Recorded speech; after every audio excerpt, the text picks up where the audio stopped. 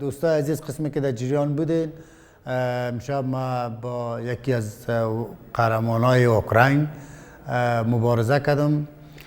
خوشبختانه او زحمتایی که کشیده بودم و او مرقریزی هایی که یک ماه در کشور روسیه در شهر رستوف در بزرگترین کمپ تحت نظر مربی های مختلف زحمت کشیده بودم و برای شما وعده داده بودم که انشاءالله قویتر برمیگردم و بهترین فایت میکنم. خوشبختانه توانستم حریف خدا به زودترین وقت در راوند دوم شکستش بدم و بیرق افغانستان بالا کنم، یک افتخار دیگر به افغانستان کسب بکنم و مردم افغانستان نهایتا امشب خوش شده بودن و از این پیروزی استقبال کردن و ما تشکر میکنم از طریق زاویه نیوز که ما را تماشا میکنن، میبینن.